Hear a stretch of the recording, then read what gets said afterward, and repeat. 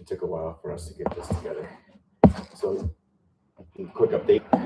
I was a little foolish, and I guess I misjudged the curve on the bike, and I was carrying the cuteness, but thank goodness she's fine. So I just need some rest for my shoulder. Um, so hopefully the audio is fine. We're doing this live for the first time, and we're going to stay this way. We're going to go through the Nag Hammadi scripture. This is already, I think it's going to be a thumbnail right there. I'm going to get the crystal book.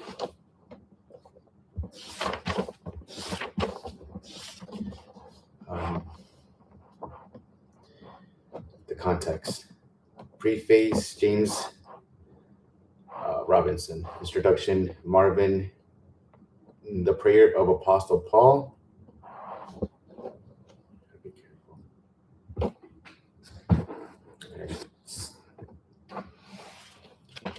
Cool.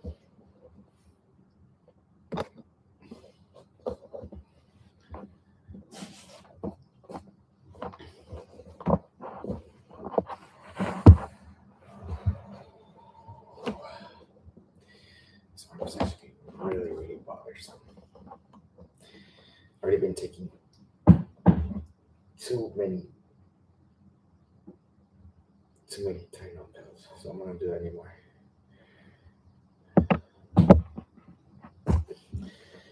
The prayer of Apostle Paul. So I'm gonna go straight to the.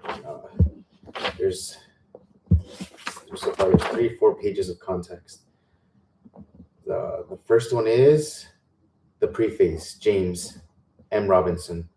The Nag Hammadi Scriptures is a collection of 13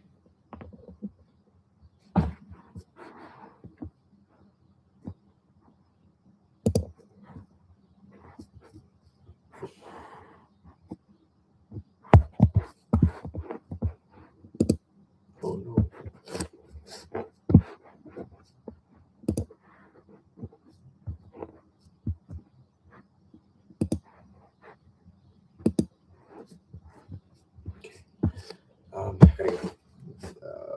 Is a collection of 13 papyri, codex, bound books, not scrolls. These were buried near the city of Nag Hammadi. The Upper Egyptian, most likely in the second half of the 4th century.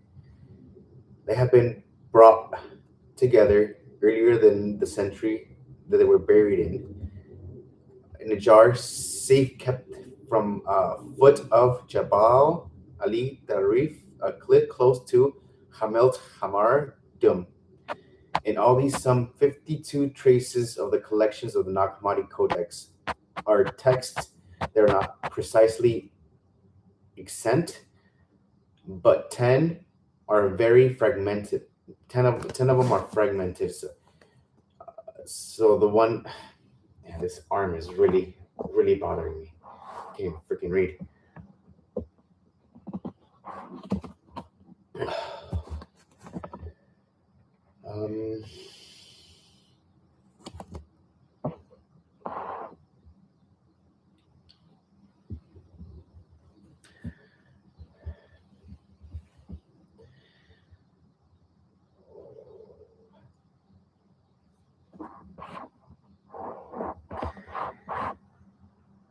Okay. I was thinking like a ruler or something.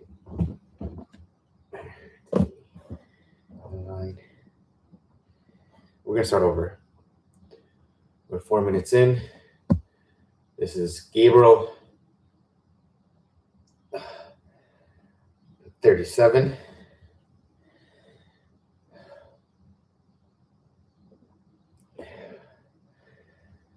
I would say a born again human because I was lost.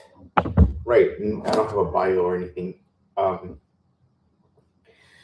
Yeah, I was an atheist. My parents, we went to church, but they never told me anything about Christ.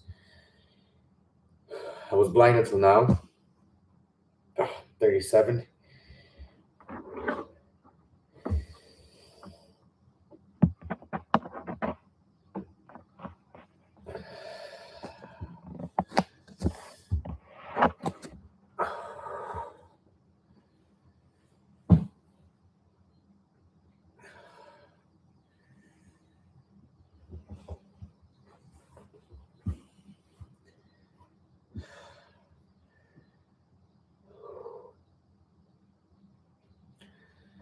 The Nag Hammadi Scripture is a collection of 13 papyri, coded bound books, not scrolls. It's funny how they distinguish that. Because I think Jewish people are known for that, for having the rolls of scrolls. That were buried near the city of Nag Hammadi, the Upper Egypt, most likely in the second half of the 4th century. They have been brought together earlier than the century and then buried in a jar for safekeeping at the foot of the Jabal Al-Tarif, a cliff close to the hamlet Hamardin. Whoa. His arm is just healing. I'm just glad I got this thing going. Let's see. What else can I do? What is this? My mic. Share screen.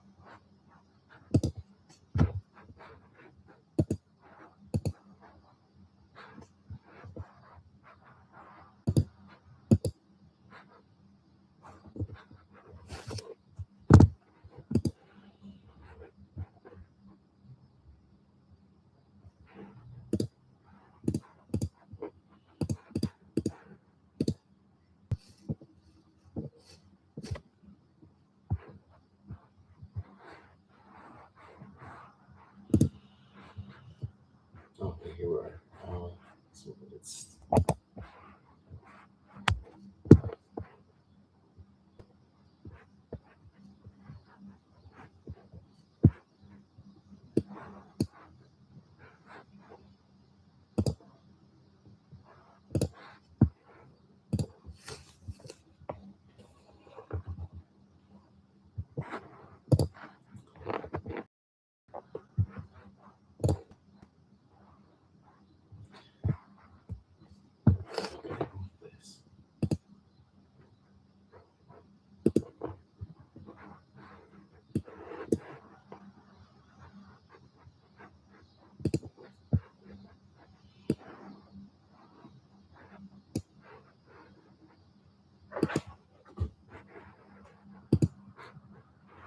Excellent.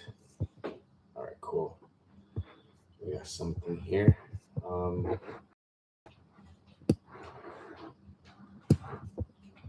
Let's see. Let's do that. And let's do that. Right.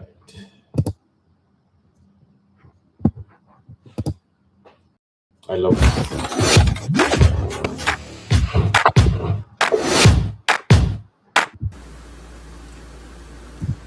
TikTok, time to rock. Good evening, good morning, good afternoon to everyone who's watching.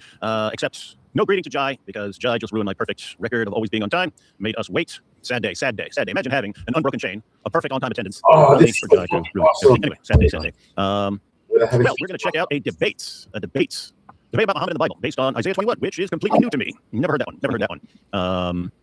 It was new to me as well. Hang on, who's watched? I mean, Chris, you're exempt from this because you were there. Who's watched this Muhammad and the Bible debate between Itachi and Chris that was just yesterday? Yeah, I watched it. Okay, Jai watched it, and Jai realized that there's no way he could answer this powerful da'wah. So we got Anthony on here. Anthony, you seen this? Or are you gonna be reacting off the cuff like me? I haven't seen this part. I did see some portions of the earlier stuff because you and Jai were doing something on Malik and his big belly. I saw some of that stuff, and then that's what I saw. And there were some other clips that I saw. So, but I didn't get far enough to see this part of it. Yeah, I've just heard that this is about Isaiah 21, which again, not familiar with this one. We were chatting right before we started, while we were waiting for Jai to show up. But that seems to be the goal. And you've got Muhammad. He receives Quranic revelations saying that Jews and Christians can find him mentioned in our scriptures. And historically, Muslims go to Deuteronomy 18. Keep in mind, it says specifically the Torah and the Gospel, so they need at least one clear one from the Torah, at least one clear one from the Gospel. Traditionally, the most common one has been to go to Deuteronomy 18 for the Torah and John 14 for the Gospel. But their arguments only work in an atmosphere of ignorance. They only work against people who aren't familiar with the argument and don't know how to respond off the cuff and stuff. And so they'll use these arguments for a while, and then once a sizable portion of Christians become familiar with the argument and know how to respond, they'll kind of move to another one, and they keep getting weirder and weirder. So that Song of Solomon 5:16 that mentions Muhammad. It's like, what are you talking about? That's Solomon's bride talking about how hot her husband is. Where are you putting Muhammad there? But that's another thing. At least Deuteronomy is talking about a prophet or a series of prophets. So at least it's talking about a prophet. Song of Solomon is nothing about a prophet to come at all. They just say, this lady praising her husband is actually about Muhammad. Okay, well, suppose you granted that. What would that have to do with him being a prophet? It would just be she saw a vision of some dude who was hot or something like that. Pretty insane. But that's so they do two things. One, they look for more and more kind of obscure or ambiguous passages that aren't terribly clear in what they're talking about. If it's referring to a prophet, it's just not clear. It's just because it's not saying anything about that, and things that just don't have anything to do with the prophet. In other words, passages where you could say, okay, suppose I grant that that Solomon's wife was lusting after Muhammad in a vision of Muhammad. What's that got to do with him being a prophet? It doesn't say anything about that. And so we're going to check out this one from Isaiah 21. But yeah, it sounds to me, again, I haven't seen it, but this sounds, since this is a new off-the-wall one, sounds like Itachi flew across the ocean specifically to bring up a new one, knowing that no one at Speaker's Corner would be ready for this new prophecy about Muhammad. And so I've never seen a group more obsessed with more short-term in their thinking. It's always, hey, let me use this argument, let me catch someone off guard with some new silly argument. Yeah, look what we did. And then everyone reads the passage later on, like, what the heck are you talking about later? It seems to happen over and over again with prophecies about Muhammad. They don't go with any of their standard, any of the classics anymore. They come up with new ones. Now they're going to Daniel. Historically, when they went to Isaiah, they went to Isaiah 42. Now they're going to random chapters of Isaiah and so on. And it's just amazing because what the Quran said is that we find Muhammad mentioned in our scriptures. That's what it says. Jews and Christians find Muhammad mentioned in our scriptures. If you line up 100 Jews and 100 Christians, so the argument has changed over time. It changed from, hey, Jews and Christians, this is proof from your Bible that Muhammad is a true prophet. It's changed from that to, hey, Muslims who aren't familiar with what the Bible says at all and are completely ignorant of what the Bible says. Here's us saying some words, and we sound like we know what we're talking about. So you guys rest assured that Muhammad is in the Bible. But they'll bring up arguments that are not convincing to anyone who isn't already convinced that Muhammad is in the Bible. And so I often tell people, when you look at arguments against, let's say, cardinal Christian doctrine, there's going to be overlap between groups that disagree with us on those doctrines. They're going to use some of the same arguments. But what's always interesting is to see the distinctive contribution of each group to the case against that doctrine. So in other words, if I were to talk to a Unitarian, I could hear from a rank-and-file Unitarian, Jesus can't be God because God is infinite and Jesus is finite. And I could hear that from any garden variety Unitarian. But what I'm going to get from a Muslim is not just that, because they're going to borrow that from Unitarians. That's the common pool that they're drawing from. But the distinctive contribution of Muslims is going to be Jesus went poo-poo and pee-pee, right? That's their distinctive contribution. Powerful. And so when it comes to, I often think in this vein, when they're dealing with passages that allegedly talk about Muhammad, all the standard ones, Muslims have scoured the Bible trying to prove Muhammad. So if you go into a discussion where you aren't familiar with what they're going to bring up, you can be sure if it's not one of the standard ones, they're being even more desperate than they are in the other cases, and it's even worse, right? Now, in a conversation, it can be difficult if you're not like off the cuff familiar with what it says. You might have to stop and read it. Just but that's all it would take, right? You just stop and read it, go through it. You're like, where's Muhammad in this?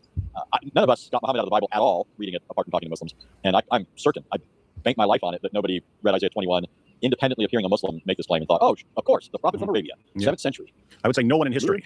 I would guess no one in history read Isaiah 21 and said, oh my goodness, this is the prophecy the Quran is talking about.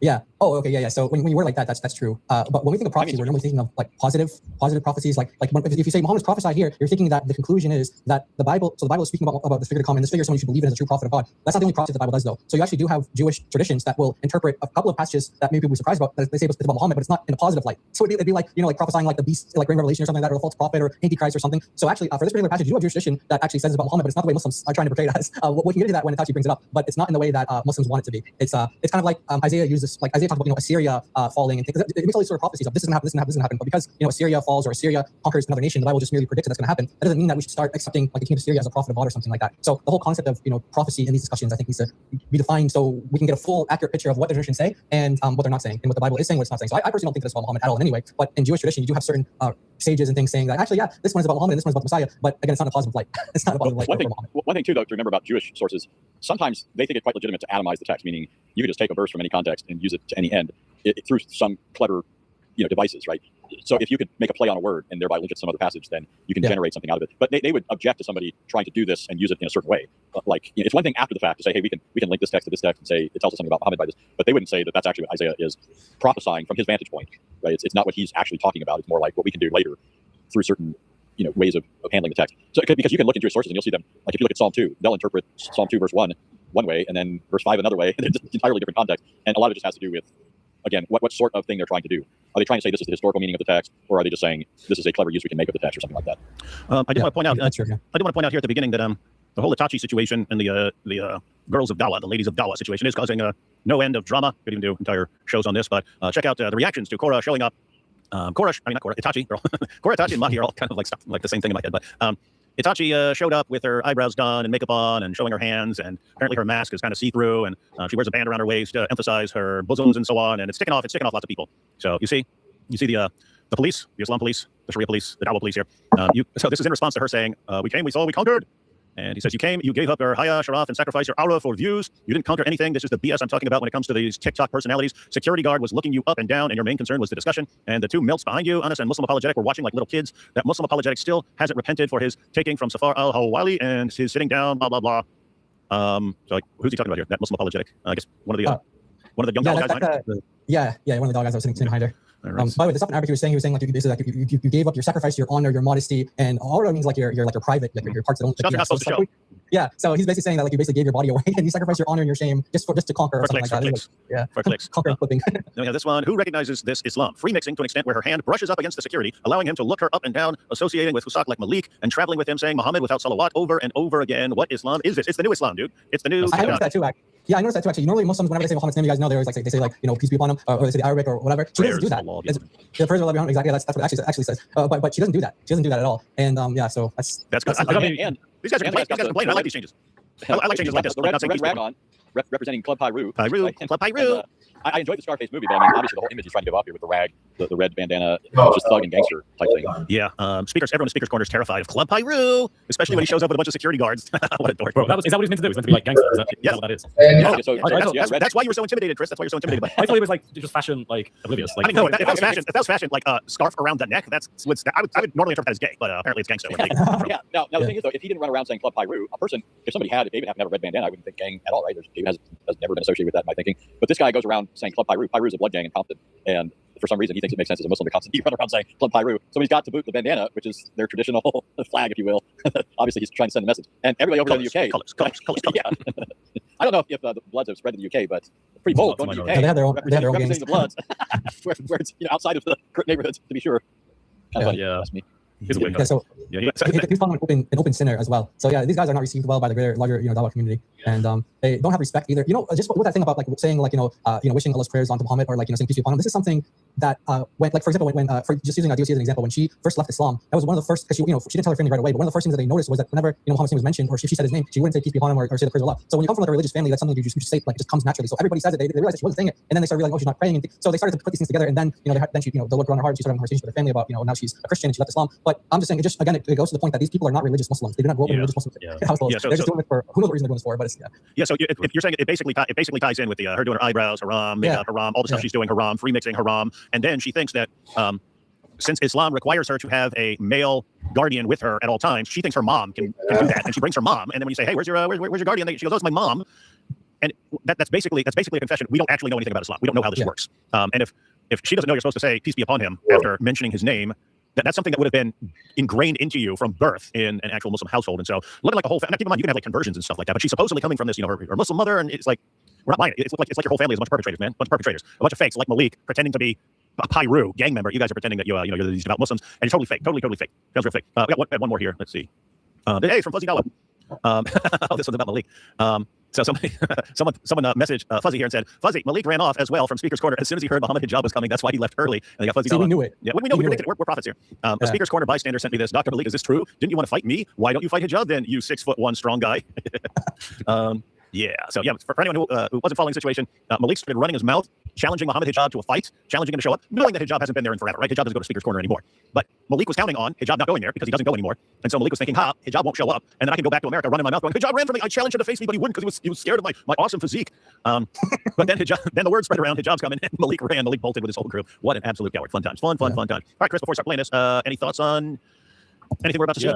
Yeah, so I haven't actually watched back the footage of this. So from what I remember, she was very keen to get into this. This was the second debate. So after the whole just travesty of the Islamic dilemma where she was blundering, she got brushed stuff up, she looked real dumb. She doesn't real dumb. After that, Malik steps in, he's like, stop it guys, let's move on to Muhammad in the Bible. And then, which is weird, interesting, Muhammad in the Bible. But she doesn't really ever try and argue about him in the Bible, I actually have to kind of force her to do that. But so a lot of this debate is basically me listening to her try and explain her case, and for the life I cannot figure out what she's getting at. I don't understand how the dots connect. I'm just thinking, like, poor girl, she doesn't know what she's saying. She's just been told to say something and just regurgitating it, but she doesn't know how to present it properly in a way that people can understand.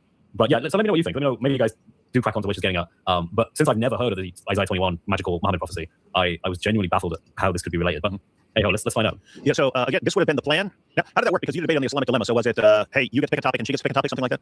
Yeah, so my conditions were, yeah, she can pick a topic as long as my topic will be the Islamic dilemma and we'll go first. So, yeah. Yeah, so... wait, to be clear, Malik got to pick the topic. It wasn't her. Malik wasn't told really? to do. Yeah. He's pointing that out. So guys pointing out what happened in real life. So here's what happened in real life, right? So when they started planning this trip, a couple months ago or whatever, it's, hey, Itachi. Well, back then it would have been, hey, Itachi and Korra, but then, they all split. But back then it would have been, hey, Itachi and Korra, here's the plan. You guys are going to have to come up. We're going to all work together, come up with some argument that no one's ever used over there, and so no one's going to be prepared for it because they've never heard it before. So we need to get that clip, and then we'll have it. And haha, they couldn't answer our powerful argument from such and such. If they insist on doing another debate, we'll have to do another debate first. You'll get crushed on that because you guys suck. But then we'll catch them off guard with this new powerful argument, and then we'll have our TikTok clips. And so, guys, that was just I guarantee you that was the plan. Yep. But it's a dumb argument. Oh man, yeah, it's really dumb. I've had people call me up and say, yeah, just so you know, that was really, really dumb what she was saying to you. And I was like, I'm pretty sure it was, yeah. It's just, I couldn't explain exactly just how dumb it really was. So I basically pointed out things around what she was saying to demonstrate just how dumb this was. And some really fun, really hilarious moments where she claims to be an expert in Hebrew, for example. So there's a lot of interesting stuff there. But yeah, let's get into it, I guess. No, that's good. And notice Kristen run from this argument, unlike Anthony. Lies. Hey. Yeah, so guys, right beforehand, Libiano posted on X, Anthony Rogers ran from me. So apparently Libiano went in under a fake name and started having a discussion. Tried to pull a Korra. Yeah, tried to pull a Korra, pretending to be, and then once it was clear who he was talking to, then guess what? He's boycotted. He's blacklisted. It's funny, I think that Libiano's the one who started the boycotts. We had a 2-on-2 debate set up. It was going to be me and AP versus Orthoduclips and D's Responds. And all of a sudden, out of nowhere, under orders from Malik, they go, nope, you're boycotted. Okay. Then I'll do other things. What do I get, right? If I were one of them, then I'd have to start changing them and using voice changers and stuff like that. I was like, I don't care if you don't want to debate. No one has any obligation to debate me. So if you don't want to debate, then there's no debate. But then when they start boycotting, and then they cross all kinds of lines, and this is Libiano who threatens to break women. He goes after people's wives, attacks people's wives and so on. And then Christians say, oh, this is how you are, and we're not interested in interacting with you. Then he goes around the line, can I get on your stream? Can I do a show with you? Can I come on? And no, you're boycotted, dude. You're boycotted. And what does he do? He uses fake names to try and get in there. When he debated Cliff Knetley and his son, he actually used the name Tom, which stands for the Orthodox Muslim. But he just said, hey, it's Tom. You're debating Tom. They're calling him Tom. Why? Because if they looked up the Orthodox Muslim, they'd realize the problems and so on. So this is how sad and pathetic Dawa is nowadays. This reminds me of Nadir sending him a letter to Michael Brown back in the day. That was hilarious. So Michael Brown gets this letter from an organization saying, we heard you make a comment about Muhammad. We'd like to know if you discuss with one of our scholars and just clarify some things for us. Now, the letter is being written from Nadir. There's no organization. Mm-hmm. There's no we. Nadir is writing to Dr. Brown. Anyways, it was hilarious because Dr. Brown sort of sniffed this out midway through the conversation and laid into it. But it was the same tactic, right? So what David's referring to here now, talking about Libiano. So I go on live with Hatun every Monday. We take calls. Most of the time, nobody calls. Somebody did call this time. And partway through, I was thinking, this sounds like Libiano. I don't know if I said it as soon as I thought it, because I thought, well, I don't listen to Libiano much, but I've heard him. And one of my thoughts when this was taking place was kind of like, I don't know what the current state of things is with him, right? Like, I don't know. Things change a lot, right? So you get these guys, they do repulsive things. On the one hand, we expect them to behave like Muslims. So it's not like we just ban or don't talk to Muslims for acting like Muslims. There has to be something especially Muslim about what they do. Mm-hmm. And in this case, he said something about Avery's wife. I know he was involved in the thing that happened with Chris out there in London. Mm-hmm. And I don't even know exactly all the details of that either, right? So after that, he threatened to kill Chris, or was at least saying that someone else would do it. He said, you'll be consciously edited out of existence. So it's like, I do remember seeing him sit on a couch. This was something I thought was especially reprehensible. I saw him sitting on a couch with hijab, laughing about the whole thing, and at the same time trying to distance himself, like he didn't have anything to do with it, but he was certainly enjoying what happened. So, anyways, I don't know where things are at, right? I'm thinking, I don't know if he's still blacklisted. I don't know.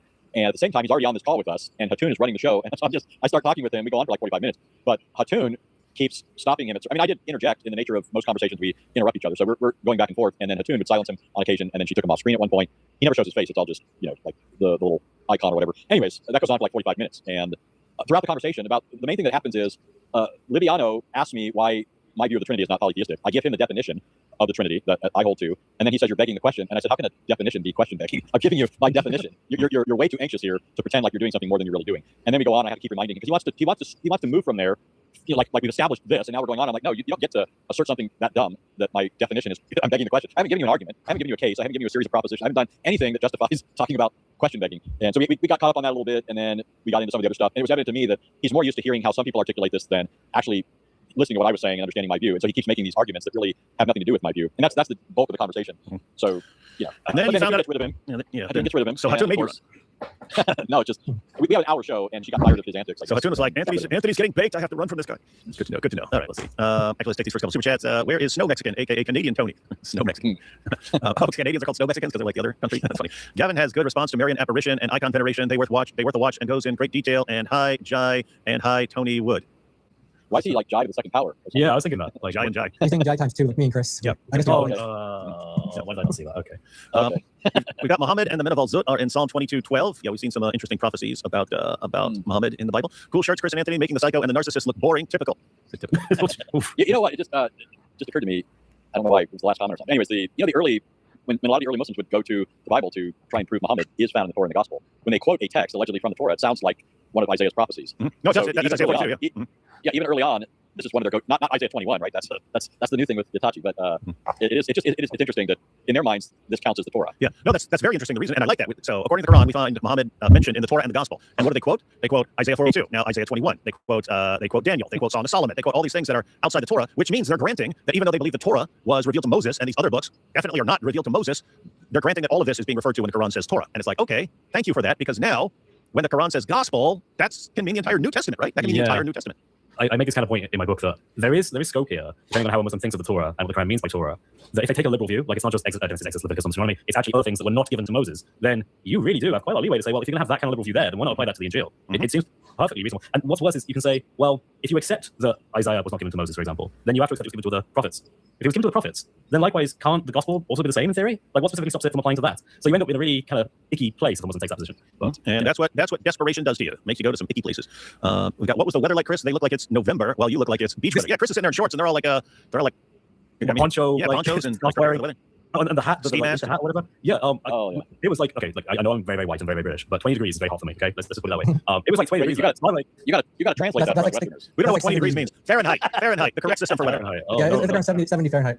I had, you know what I started to do when I first came to the UK, I started to I was like, okay, do the conversion from Celsius to Fahrenheit. And eventually I just got used to it, but I didn't do I wasn't like, oh, this isn't Fahrenheit. I just like learned Celsius and learned Fahrenheit, but I didn't do the, like converting them anymore. So if you say 20, I'm like, yeah, that's pretty good temperature. But I have to look up, like, is it 70? I gotta check the exact temperature, but something like that. Yeah, the only familiarity we have, like when we take like a chemistry class or something like that, then we use like Celsius and stuff. But when we're for just weather, yeah, the only familiarity we have with how you guys use weather wasn't even use Australians. That was that song back in the 80s. The Western Desert lives and breathes in 45 degrees. The time has come. I heard that. I was like, wow, it's pretty cold. But it turns out they're talking about it's really hot, right? Yeah, Australian. They were one hit wonder. Pretty good. So what was the weather like? Itachi's mom is a mahram because she breastfed her. No, she's good as far as a mom. That's just not someone who's allowed to be her guardian in these situations. Double mahram. Chris, at any moment were you intimidated by Malik's presence? And if Hotel Hijab would have shown up, who wins in any sense, in your opinion? Popcorn. Okay, so well, they were actually intimidated by us because they actually stayed away from Speaker's Corner for a while. They were on the outskirts, and someone actually took a picture. I have a picture on my phone. Malik and his crew just outside Speaker's Corner on the main road, just waiting there. You're hiding, boy. You're hiding, boy. So anyway, eventually, I was like, we actually had a chat. A few of us. We're like, what do we do about that? Should we go to them? Come on in, guys. Come on in. We're not gonna beat you up. The water's nice and warm. Come on in. It's fine. So somebody should check the footage. Maybe he sent a scout in to make sure Hijab wasn't there. He probably did. No, they probably did. Yeah, we did notice one of their scouts. Yeah, so that's funny. I don't know if that was the reason, but that's funny. Malik's out there. He's like, guys, okay, you go in there and walk around and see if Hijab's there. And if the coast is clear, let me know, and I'll come in. We'll do our debate. But if you hear that he's coming, let me know too, because then we're suddenly gonna have to go real quick. Like, can you imagine? I mean, just think about that. You make this big trip, which is supposed to culminate in taking over Speaker's Corner. You go in there, you do 2 debates back to back with one guy, and you bolt the heck out of there. And I'll bet you he was pulling an Uthman too. He probably took a video saying, we were here from the outside, just in case Hijab was there. He's pulling an Uthman saying, we were here. We went into the park, looked for Hijab, he wasn't there. Just so he can say later he did it, even if he didn't do it. We actually thought that. And my response in my mind to if he actually, like, if he doesn't turn up and we think he may have done that, we actually are just going to record us saying that we're here and he is not. So we have like a road clip of like, so yeah, we kind of thought they might do that. But yeah, he's not intimidating. He's actually socially awkward in my opinion. Yeah, I got the impression he's very social. Like, because when you just hear his voice, I think he gets so lost in his own persona that he's quite confident and quite comfortable in it. But in real life, he is so awkward. Like, I've said it before, but he just looks odd. Okay, his posture's odd. His body movements are weird. He's just a strange guy, really. He's not intimidating. In fact, he's a lot less intimidating than how we portray him. Weirdly, I actually think in real life he's not less intimidating. So you don't think he'd fit in perfectly with DJ Quick, who actually was from Pyru? No, this guy's the opposite of that. This guy belongs in D&D club somewhere. Hey, next up on Club Hyrule, we're gonna have a Dungeons and Dragons tournament, everyone. Yeah, seriously, that's what I think when I see the guy. It's not to insult him, it's just that's the kind of personality I get from seeing him. Y'all catch the new episode of Stranger Things? It's all based on D&D. Fun times. I really appreciate you all. I appreciate you all. Praise to Jesus. I really don't understand why Muslims even try to defend Momo, the all-zooted and false demonic lies. Yep. 3 guys in beards and 1 GWA. What's that mean? British. Oh, ginger with attitude. There we go. Ginger with attitude. Hey, I'm not ginger. Hey, Anthony's there. Yeah, he's blonde, guys. He's blonde. Jai looks more ginger. But gingers with attitude would be a cool. Is that a thing? That should be a thing if it's not. That someone should do that. Gingers with attitude. Sorry, Chris, I just could not resist. Then God bless and thank you all. Muslims really hate their own women, condemn her for every little thing. May Jesus come into their hearts. Oh, hi, David. I heard AP is no longer Turkish. One of us. Yeah, he's Greek. He's 100% Greek. And we've got 20 degrees Celsius lol, so they're dressed appropriately, and Chris is just British. All right. You ready to check out this debate? Let's do it. All right, let's check out the powerful Dawa. They flew across the entire ocean to give this as their new signature argument that we'll probably never see again because it sounds terrible so far. Just so everyone knows, my wife has headed to Bible study. I've got my 8-year-old watching, checking for alarms for his brother. He's gonna run and tell me if any alarm goes off, but I'll probably every once in a while just go check, make sure everything's going fine. But let's check this out. Here we go. Chris versus Itachi, Muhammad in the Bible. Here we go. But let's get to Muhammad. All right, beautiful. So, are you aware of the account in Isaiah 21? Yeah. Are you referring to the silences of the prophets regarding? No, I'm talking about that. Okay. I was listening Yeah, so Isaiah 21, it starts off from verse 1 to 10, I believe, if I'm not mistaken. It talks about Can you introduce this to the crowd? Tell me what you're going to be like. Yeah, what you talk about? What this is about again?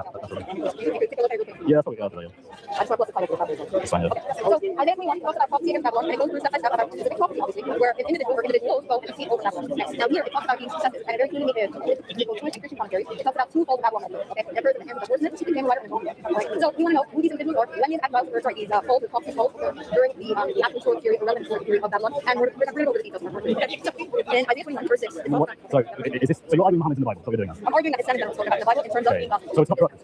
Wait, in terms of, Oh, what did she say in terms? She said Islam being in the Bible in terms of what? I thought she said in terms of being God's people. Whoa. Okay, that's good to note. that's what she's trying to prove. That's what she's trying to prove here. Yeah, I don't know. Let's see. People. Yeah, guys, we know. I'm just writing it down so I can touch on that one afterwards because that's important. Yeah, guys, we know sometimes it depends on the background noise, but sometimes it's a little harder to hear Korah, and sometimes it's easier. But let's see if we can make out what she's saying here. Oh, Itachi. Yeah, and by the time Itachi leaves Malik, then it'll just be Mackie, maybe someone new, and then I'll be calling Mackie Itachi instead. It's just in Isaiah 21, verse 6, it talks about. So is this? So you're arguing Muhammad's in the Bible? So we're doing that. I'm arguing that it's centered on the Bible in terms of being gospel. So it's not correct. Does it sound like in terms of being God's people? Yeah. Okay, in terms of being God's people, that's good to know because I'm not sure where that's coming from in Isaiah 21, but let's see. I just want to say as well, like this whole thing was introduced as the topic is Muhammad in the Bible. So is he not in the Bible? It kind of, I guess it just sort of blends into a lot of things, but the debate's not really well structured. She doesn't set it up very well, I don't think. Yeah, so, and yeah, emphasis is going to have to be on, I mean, this wouldn't technically be Muhammad in the Bible, but Muslims being God's people, you're going to have to show that. If you were able to show this is a prophecy about Muslims, okay, you have prophecies about the Greeks, the Romans, the Persians, the Babylonians, you got prophecies about all kinds of groups. So you're going to have to emphasize, she's going to have to show God's people. Muslims are God's people. I'll take that as a win for her if she can show that Muslims are God's people according to the Bible. I'd be interested in that. Oh, Is this correct or not? We just spent the last hour. Okay, so yeah, so we heard it before, but then we kind of stopped it again. But yeah, so she's quoting Isaiah, and Chris, wait, so you were just arguing the Bible's been corrupted and that it was the Old Testament was lost, and they had to piece it back together from someone's memory, and it's not the same. And okay, why are you quoting this prophecy? That is amazing, Chris. Right? The Bible's been corrupted. The Bible's been corrupted. The Bible's been corrupted. The Bible's been corrupted. The Bible's been corrupted. Okay, next debate. Hey, according to the Bible, Muslims are the people of God. So I think we can make this a bit more straightforward. She's arguing in the last debate that the Bible is not reliable as a source of truth. It's not reliable. You shouldn't follow it because you're going to fall into error all over the place. But all of a sudden, it's a different topic. It's like, right, so we take the Bible as a reliable source of truth regarding prophecy. Now, and it's like, well, hang on a second, wait. I saw what you did there. I saw what you did there. And of course, she's going to have to explain herself. She's got some explaining to do. Yeah, and Dexter here said, did he say 8-year-old? David has an 8-year-old, or did I mishear? Yes, I have an 8-year-old. My youngest is 8. My oldest is somewhere in his 20s. Older than that. My oldest is, Stop counting. I think my oldest is 23, right? Yeah, I'm thinking 23. It's just, I can't take it back. As I said. I remember I'm doing the math. we went I'm doing the to, math. Okay, yeah, he's 23. He's 23. Yeah, so oldest is 23, youngest is 8.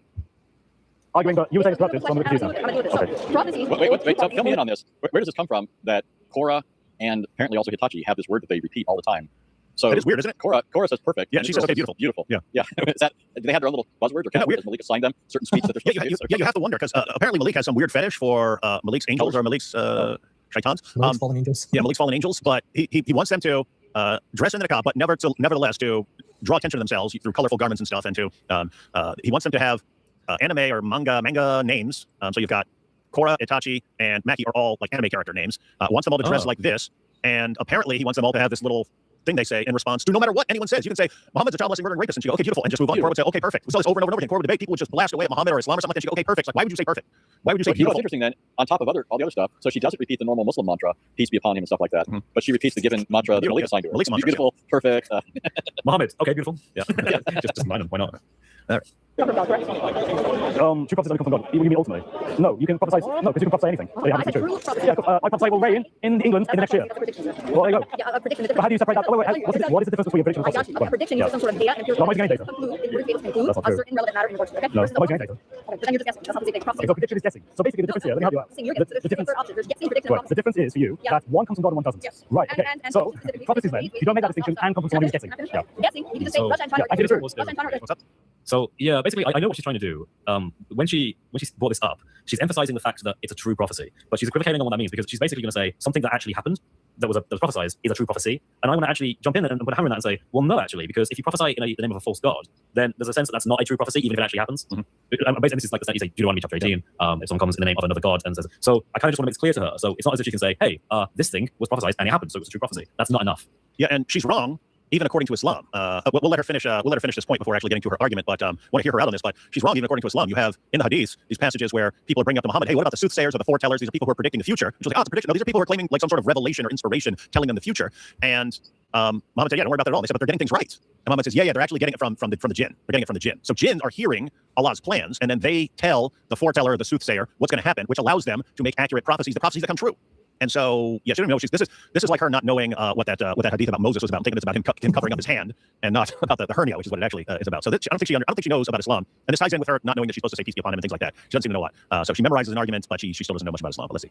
Right, okay. However, prediction is not so you can understand. You're trying to run from it already. So it's really hilarious. He doesn't want to actually deal with the topic. So prophecy, okay, come as divine revelation. Yeah, you don't want to deal with the topic because you're pointing out the obvious, that just because someone makes a prophecy, that doesn't make it from God. And if someone makes a prophecy and it comes true, that doesn't mean from God. That doesn't mean it's from God. That's according to the Bible. According to the Bible, a false prophet can get something right. Don't believe him just because he got something right. And according to Muhammad himself, a guy claiming to be a foreteller, delivering some prophecy about what's going to happen in the future, can get it right and can even have supernatural help in getting it right. And that doesn't mean that these guys are true prophets and so on. So anyway, she doesn't know the Bible. She doesn't know the Muslim sources. This is and then she's insulting you over her own ignorance. Well, she needs some kind of like gotcha moment, right? Yeah. So she's like trying to fish for one, but I'm trying to sort of like make her think a bit more. Like, don't have a simple view because it'll fall apart when it's challenged. Like, think a bit more, but not. Yeah, that seems like something where when Malik is preparing her argument for her and like writing it out, she's like memorizing the premises and stuff like that. And one of them is a true prophecy has to come from God. Right? Do you agree? And they just expected you to agree with that. And you're like, no, that's not actually it's not actually correct here. Correct. Is that okay? If you find that way, yeah. Okay, that's what Deuteronomy 20, sorry, 18:20 says. 22. It says that if a prophet comes and speaks for speaking in the name of the Lord and this thing does not come to pass, this person is spoken presumptuously, do not believe. Okay? Right, because in that case, they will be proclaiming it's coming from God, right? They're claiming that it's from God, okay. it's false, and it doesn't come. Okay, right. But if it's true, then it does come. Okay, right. So you think... Yeah, here again, she doesn't even know because it's also in Deuteronomy. If a false prophet gives a prophecy and it does come true, still don't believe the guy. Still don't believe the guy. So yeah, she doesn't know what she's talking about. She memorized what was on her paper and still everything she's saying is wrong. Everything she's saying is wrong according to the Bible and Islam. It's weird. But Muhammad I'm just trying to get jumping to places. I'm not insulting you. I just went to Isaiah 21 and I thought that was going. So now we're going to 18. No. Deuteronomy 18 is the criteria of what it means to be a true prophet. Okay. In that criteria, I'm not talking about Deuteronomy 18:18. No, Deuteronomy 18:20 is telling you how to definitely spot a false prophet. If someone delivers a prophecy and it doesn't come true, someone claims to deliver. If someone says this is a revelation from God and it's not a revelation from God, or if someone speaks in the names of other gods, it's telling you how to identify someone who is a false prophet. That's different from saying, oh, if someone predicts something and it comes true, he's a true prophet. It's two different things. Once again, she doesn't know what she's talking about. Yes, and I'm guessing she goes on to Isaiah 21 here. Let me just bring up the passage so people know what I'm talking about. Here's an example. So this is Sahih al-Bukhari 5762. Narrated Aisha, some people asked Allah's messenger about the foretellers. These are people who are predicting the future. He said, they are nothing, really. They're predicting the future. They said, oh, Allah's messenger, sometimes they tell us of the thing which turns out to be true. So these guys are saying, hey, here's what's going to happen, and then it happens. Allah's messenger said, a jinn snatches that true word and pours it into the ear of his friend, the foreteller, as one puts something into a bottle. The foreteller then mixes with that word 100 lies. So this is talking about people actually having some sort of supernatural revelation. The jinn actually sneaks in and listens to Allah's plans and then passes it on until it gets to the foreteller, the soothsayer. And the soothsayer combines his accurate prediction, his accurate prophecy of the future, he combines it with a bunch of lies. And so people think, I need to believe this person because he predicted the future. And then you end up believing a bunch of lies, right? Similar warning in the Bible. Hey, just because someone predicts the future and gets it right does not mean that what that person is saying is true. And you can spot it if they start talking about, believing in these pagan gods and things like that. So she's just wrong here, guys. She has no clue what she's talking about.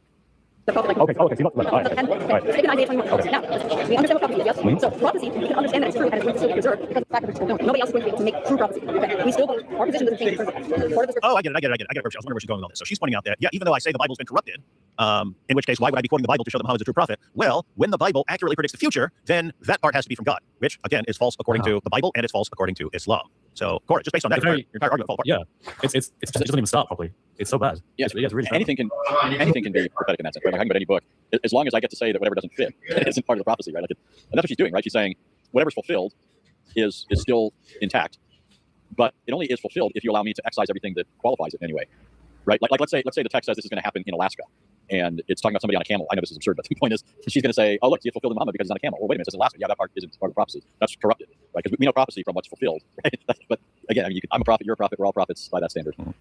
It's also interesting. It's been pointed out before that this is like opposite world with early Muslims. Early Muslims, when you did start to get the idea of the Bible being corrupted, creeping into Islamic thought, it's exactly the opposite of what Muslims today say, right? So they actually said, oh, they were removing Muhammad from the Bible. Like if there's prophecies or restrictions of Muhammad, that's the corruption, that they're removing him from the Bible. So he's predicted, he's prophesied. They even go into great details, such like they talk about the height of Muhammad, the color of Muhammad, what he looked like, all this great detail that Christians and Jews supposedly corrupted out of the Bible. They're saying the opposite. They're saying, no, the only thing preserved are these prophecies that point to. It's complete opposite from what the early scholars said when they first started to introduce this idea of textual corruption. This is the textual corruption that they were talking about.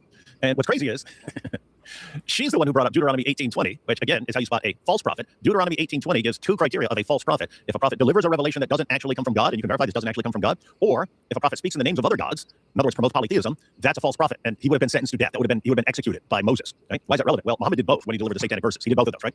And you don't have to prove that what he said it didn't come from God. He confessed. He confessed. This is History of At-Tabari, Volume 6, page 111. Muhammad says, I have fabricated things against God and have imputed to him things which he did not say. So this is Muhammad saying, yeah, I fabricated this. Okay, you're a false prophet. You would have been executed just for that. But what was he talking about? He's talking about the satanic verses where he said that Muslims can now pray to 3 pagan goddesses and that these are actual goddesses. They're subordinate to Allah, but you can pray directly to them because they carry your prayers up to Allah.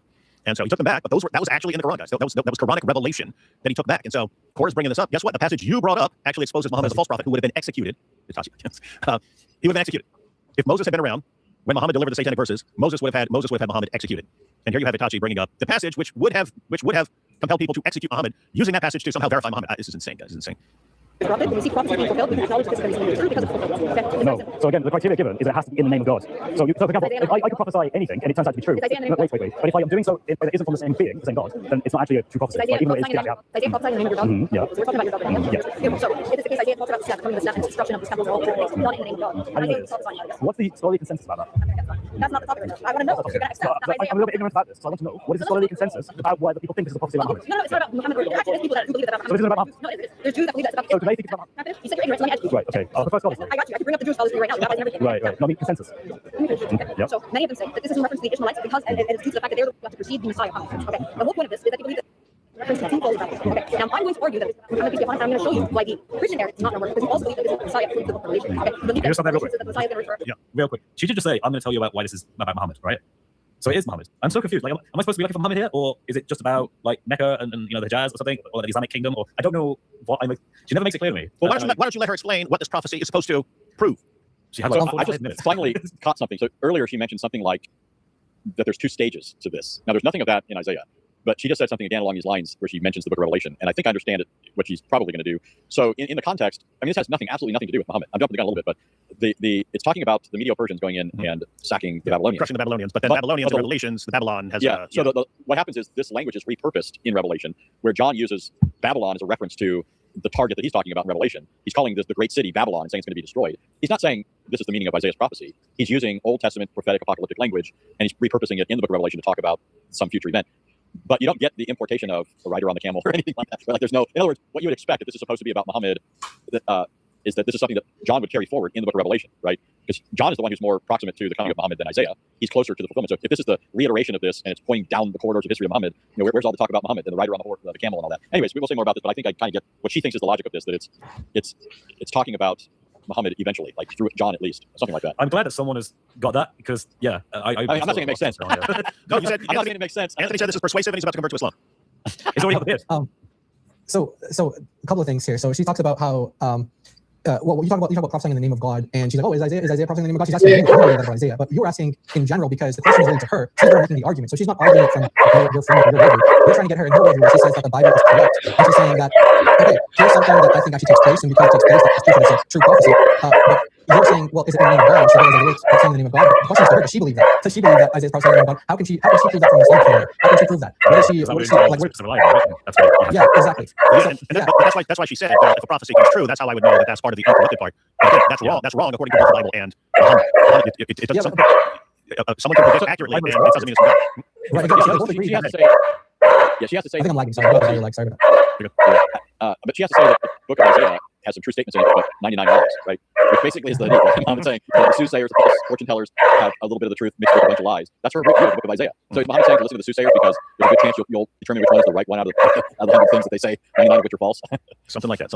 Let's find out. And when she brings yeah, when she brings up that she can bring up many Jewish traditions or many Jewish sources that say that this is about Muhammad, that's a complete lie. I found maybe like like 2 out of a handful that you talk about this, and the context says, you know, like Maimonides, for example, he writes in the epistle to Yemen that he links the one who rides the donkey to Zechariah 9:9, so he says that's the Messiah, and then he links the one riding the camel to Muhammad. That's true. That's after he literally a couple sentences before he calls Muhammad a madman. So this is where he's thinking like, okay, so in other words, it's usually like this is how kind of the Messiah's coming usually portrayed in Jewish thought. It's like once all this evil happens, then the Messiah comes and rescues them. So the idea is like, okay, so here you go, you have this evil guy coming, the ones around the camel, and then the ones around the donkey. This is the Messiah, and like kind of change it. You know, they can change it later if they this is just the one kind of way of thinking about it. That's how some Jewish traditions, like either the world is entirely righteous or entirely wicked.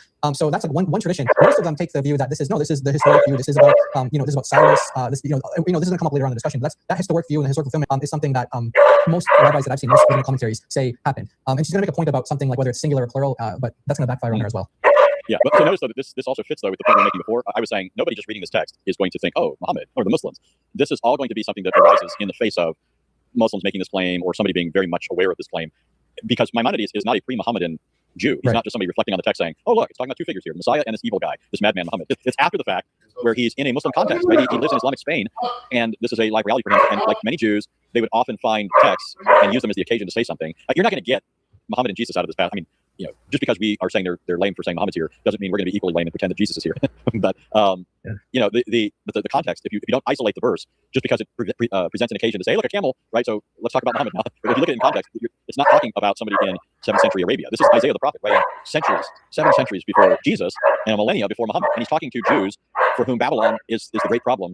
You know, this is what he's directing his prophecy to, and he's telling them that the lands of Iran, I mean, Medo-Persia, right? This is what their concern is. He even names it right there in the text. We'll get to it, but yeah. Oh yeah, like it's just amazing that like so she's pulling from this. This is what she's thinking about. I know for a fact this is what she's thinking of, because every other example I've seen is like untranslated stuff that's on like Safari or somewhere, but you have to really look hard for it. But this is more easily available because in English. But the sentence right before it says, similarly, Isaiah intimated.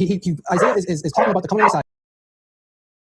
It's Majnun, the crazy one, this one possessed, like this crazy guy, you know.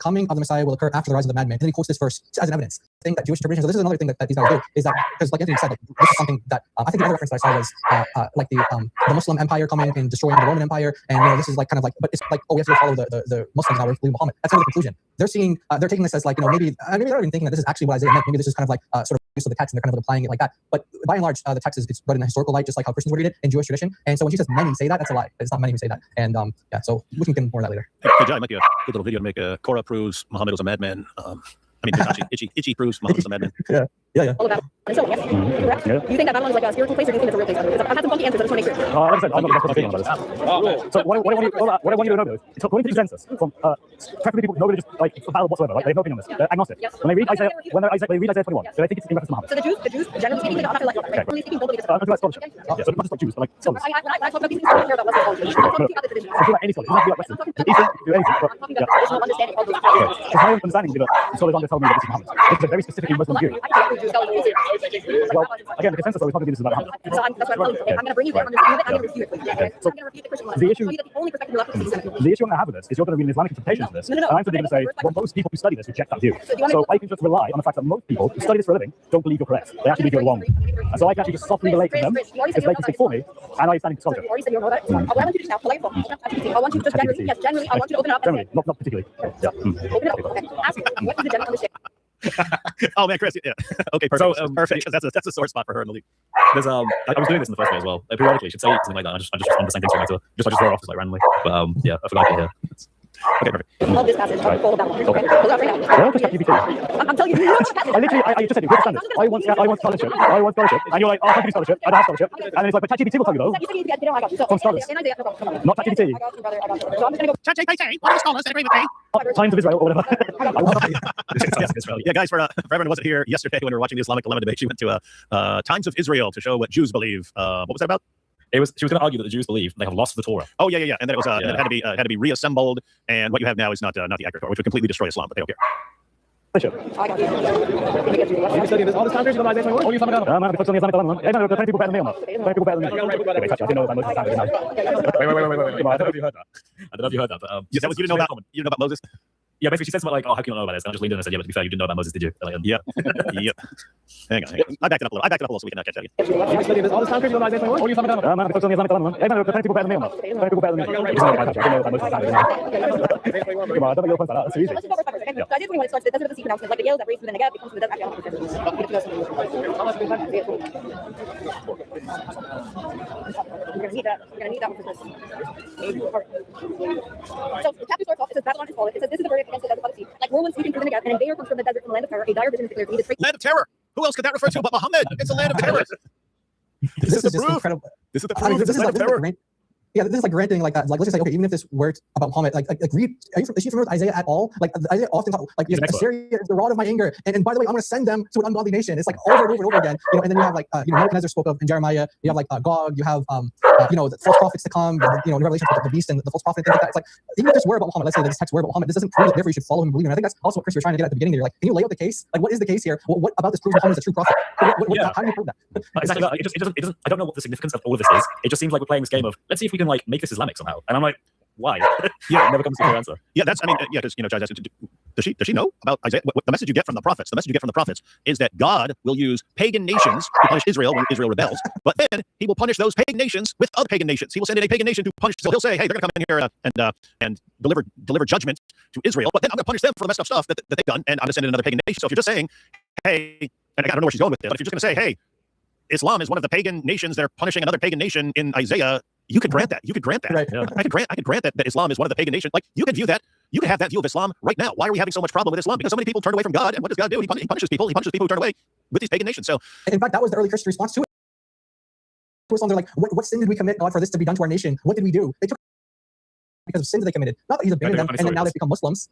There's I think it was someone told me Heraclius, the emperor, apparently when like Islam started spreading and taking over large slaves of the area, apparently he did this thing where he confessed to sin, which was something really weird. Like he had relations with his niece or something, and he associated his own sin with the coming of by allowing Islam to come in. And I always thought, that's such a Muslims bringing punishment. Now we have Isa here. I'm gonna reset my computer real quick because I do have an audio lag, so I'll be back in like a minute. Okay. Oh yeah, I'm just gonna like go for a little bit. Now Isa's here, but yeah. Jai is running from Isa's power now. Here we go. Like whirlwinds sweeping through the gap, and an invader comes from the desert from the land of terror. A dire vision is declared to be the traitor still betrayed, and the destroyer still destroys. Go up, Elam, say, lay siege on Media. I will put an end to all the ruins. So God is essentially saying to these different neighboring nations, I'm going to be the one to bring an end to Babylon using these nations. Okay. Therefore, from a nation of terror. All you have to do, Itchy, at that point is quote Muhammad saying, I've been made victorious. Terror. Oh, slam dunk case. Islamic terror is the fulfillment of this prophecy. Body is filled with anguish, pain grips me like the pain of a woman in labor. I'm bewildered to hear, I'm see my heart bewildered to fear, make it etc. Okay. This is where the actual prophecy. So it says, for this is what the Lord says to me, go post a lookout and have him report when he sees. When he sees chariots with teams of horsemen, riders and donkeys, riders on camels, he must be alert, fully alert. So from verse 6, it's talking about a watchman who posted a lookout. And what the Jewish rabbis, they interpret this as being Habakkuk. And they link it to Habakkuk chapter 2, where he is the watchman who was posted as a lookout in regards to prophecy. Now, it continues like this. I'm going to get back to verse 7 as well, because that was very important. So it says, then the lookout shouted, day after day, my Lord, I stand on the watchtower night after night. I say, my host, look here comes the repairs, and one answered saying, fallen is that. So twofold, remember that. All the images of our God's life. Oh, so she's interpreting fallen as two falls. That's if you take that as a standard. So I didn't really catch on to this when you were saying this because you just Yo. 1 second. Since you guys are going to comment on this, I'm going to run and check on my son real quick. I'll be right back. Cool. Yeah. So I didn't really catch this because really I just didn't even think what she was bringing was worthwhile. Really even trying to like sort of tackle, at least in a technical sense, because I didn't even know what the point of any of this was. So I didn't question that. But when Rob from Rob Sentinel he actually contacted me afterwards and he was like, yeah, by the way, it never says like two. She's going to get like the fact that it's repeated twice. And I was like, what? Because she makes a big deal out of this. She's like, yeah, it has to happen twice. That's what the prophecy has to do this like in a very literal way twice, which she doesn't get to anyway, which is really weird. But yeah, that's oh wait, strange. I just came near the end there, but was that because when she says fallen, that she fallen, yeah. That's what she gets. Yeah, I mean, okay, now to be fair, I think probably has a lot to say on that. But I just want to say there is some precedence for that within like Jewish interpretation that they do take that. I think the Targum for Isaiah interprets it that way, but that's not saying that that's the universal Jewish interpretation. If you look at Isaiah quotes, there's always additional like you know what I mean. There's a lot of like things that she has to build on to get here. Yeah. It's like it's not just like if this then this. It's you start with this, you add a bit of this, you add a bit of this, you add a bit of this. Hopefully this all works. Sorry, am I still lagging? I'm sorry. No, sorry. I'm probably being awkward because I'm in Britain. Okay, my bad. Sorry if I interrupt. No, I'm sorry if I interrupt you. You finish what you're saying? I didn't want to. Yeah, I'm done here. Okay. Yeah. So like you have this elsewhere in Isaiah. I jotted down some references like just in Isaiah you have like in Isaiah 40, comfort. In Isaiah 51, Isaiah 52, awake. And then you have Isaiah 57, peace. And then elsewhere like in Jeremiah you have earth. You have the famous this one in Isaiah 6 you might actually say that there's some significance to it, holy. But she wouldn't, which is funny. She wouldn't think there's something significant there. But I know Lord called up to Paul, Saul, and like the three woes in Revelation. Abraham when he's called in Genesis 22. Abraham, Moses. There's so many examples of this throughout the Bible. And so yeah, to be fair, there are some interpretations of it that do take it to be two falls, like an initial one, then someone finishes it off. But that's not the universal interpretation, and that's not demanded by the fact that there's a repeated word. That's the point there. But so what I would say, Yeah, there's something interesting about this, but none of it doesn't matter which direction you go in terms of interpretive approaches to repetition. It still doesn't get you to Islam or what she's talking about. Right? So there was a big dispute among really early Jews. So you have two schools of interpretation: the followers of Rabbi Akiva and then Rabbi Ishmael on the issue of repetition. So Akiva said there are no redundancies in Scripture; everything has some kind of significance. And Ishmael was saying, no, it's just like other human speech where people sometimes repeat themselves or something like that. And one obviously sounds more pious, the one of Akiva. It doesn't, that doesn't mean that's the right one. I'm just saying it certainly sounds better, right? And I'm not going to get into where one must land on that sort of thing, but the basic idea, if you run with Akiva's view, that everything has an independent value, and so the repetition of fallen would have to mean something distinct in both cases. That doesn't bring with it. I can't even imagine how she's going to get this to Muhammad. Is Arabia Babylon, or But anyways, think about this though. Let's just run with this in the Book of Revelation, and I think she probably wants to bring this in here somehow, but I just don't see how she could get it to work in favor of Islam. But John is talking about, from his vantage point, a future fall of Babylon. And so all I have to say here is the second fall is what John has in view. Now, I think John's just repurposing the language. What happens throughout the prophets is they often look at past wicked nations, and they use those nations and the language that's employed for them to talk about other nations. So Israel is called Sodom, right? It's called Egypt. Yeah. It's called all these names because what God is saying is you're just like those wicked nations. And so all John is doing in the Book of Revelation is he's taking this from a well-known wicked nation opposed to his people, and he's now using it to refer to some other entity. I'm not going to get into all that eschatological stuff. I have a definite view, but I mean, the point is, all John is doing is repurposing it. And again, I just can't even imagine how this is supposed to get you to Islam. Like, yeah, where's yeah. I mean, did we point out yet that? Sorry, did we point out that Muhammad never conquered Babylon? Well, it never got to that point where I was saying that because it never even got there. So. Yeah, so Muhammad never actually conquered Babylon or Iraq. He never did. That was Abu Bakr who started the conquest, and then Omar who kind of like expanded it. But I think that's why she's specifically saying the Muslim people or something like that. Well, that's going to be important with what exactly she's saying here, because first she said like Muhammad, then she said the Ishmaelites, and so it's like, okay, well, you got to be really specific with your language and what it's saying. But remember, her overall point is that this proves that Muslims are God's people. So I mean, that's all right. Let's see how she makes that case. Well, it's about to be powerful. Here we go. On the ground. Okay. So, 1 second. Someone here pointed out Babylon fell to Persia, not Muslims. Yeah, that's why she's going with like some double later. Yes, that's why she emphasizes the fallen. There's two falls somehow, and so. Oh wait, yeah, she's gonna eventually say something like, it's a caliphate that does it, and that's the second one. Yeah. Oh yeah, this becomes very problematic because Cyrus, she claims Cyrus continues to worship at least a Babylonian god. So therefore, the idolatry wasn't destroyed, which is what the prophecy says, that the gods will fall and the idols will be destroyed. Pieces, yeah. But here's the thing. Okay, so if you take her view, which is that if that's true, Babylon falling, the gods of Babylon falling means everything that is not Islamic monotheism. Well, guess what? Muslims didn't accomplish that either, because this is a big Shia part of the world, but she doesn't consider them to be Muslims because of things like shirk.